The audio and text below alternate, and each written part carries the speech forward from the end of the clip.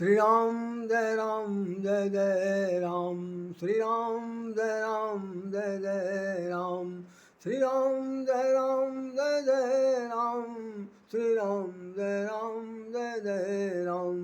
बोलिए साहब रामचंद्र महाराज की जय।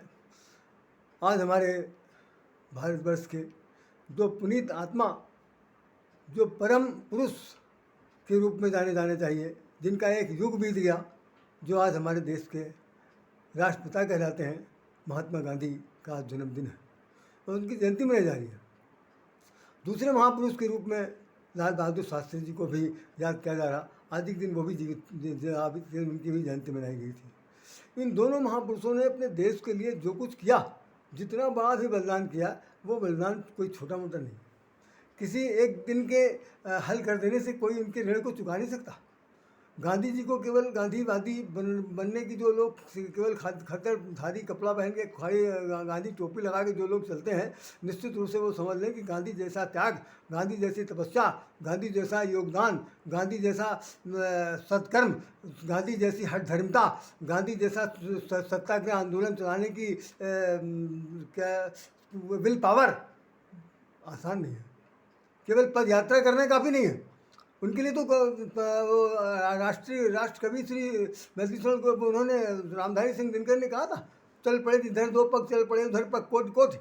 अरे भाई, जिधर उनके दो पैर चले उधर करोड़ों करोड़ पैर उनके पीछे चल देते थे। गांधी जी का उनका जो जीवन था वो कितना गौरवान्वित था, इसे कह नहीं सकते।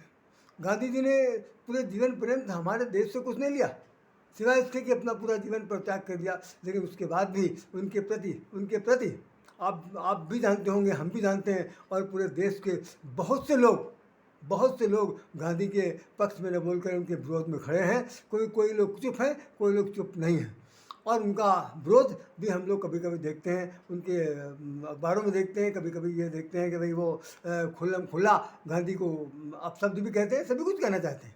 तो ये मैं बताना चाहता हूँ कि गांधी ने सिर्फ एक आधी धोती पहनी, आधी लपेटी, और एक हाथ में लकड़ी लेकर के पूरे देश का भ्रमण करके सिर्फ यही देखा कि हमारे देश के अंदर कितनी बड़ी गरीबी है, कितनी निर्धनता है, कितनी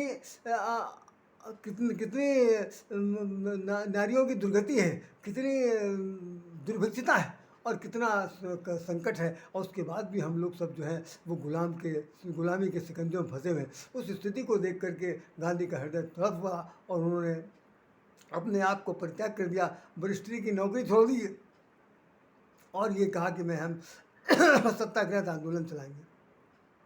सत्याग्रह आंदोलन का तात्पर्य सभी लोग जानते हैं। इसका संधि विच्छेद अगर कर दें तो सत्य प्लस आग्रह। हम सत्य के पथ चलने का आपसे आग्रह कर रहे हैं।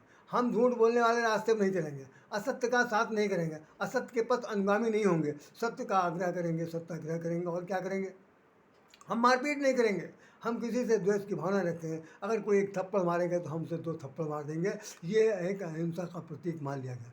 हालांकि संबंध में मेरे एक सहकर्मी थे जो मेरे साथ काम करते थे। एक बार उन्होंने कहा, मैं बैठा था 1992 की घटना है, साथ साथ हम लोग बैठे थे एक ही टेबल के पास और बातचीत करते समय अचानक ये हुआ कि गांधी जी की बात चली।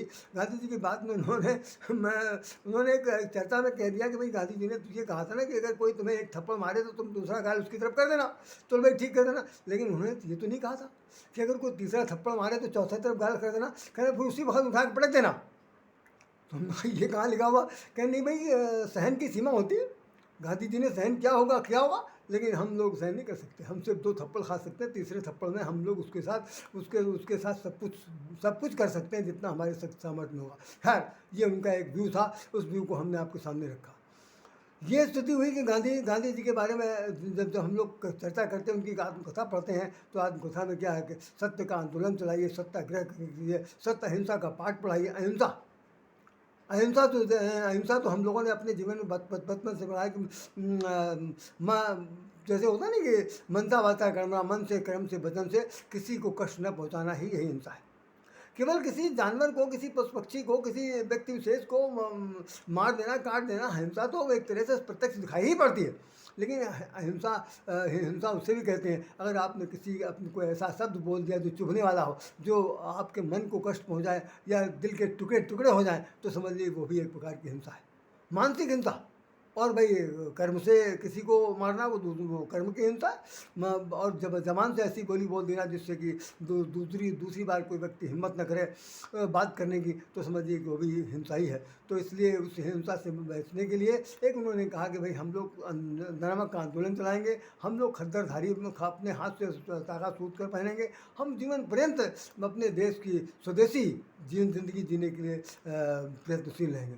हमने उनकी कई एक कहानियों में कहा था, उसमें से सिर्फ 2 प्रसंग अभी बिल्कुल संक्षेप में सुना रहा हूँ क्योंकि इसमें बहुत कम समय है।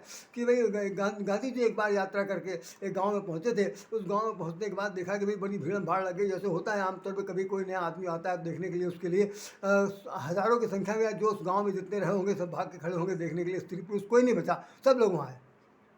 परिणाम क्या हुआ कि एक बूढ़ी महिला आई, एक धोती पहन करके आई और बापू जी के चरणों में गिर पड़ी। कहा, बापू जी मैं आपके दर्शन करने आई हूँ और मुझे आपसे मुझे आपको देखने की बड़ी तमन्ना थी, इसलिए मैं आपके पास आ गई। गांधी जी ने उसको बहुत आशीर्वाद दिया, कहने कि मैं अब जा रही हूँ, अपनी बेटी को भेजूँगी, तो वो भी आपको देखना चाहती है। तो वो जब गई जाने के बाद उसने जो धोती पहन के आई थी उसी धोती को उसने अपनी बेटी को दे दिया।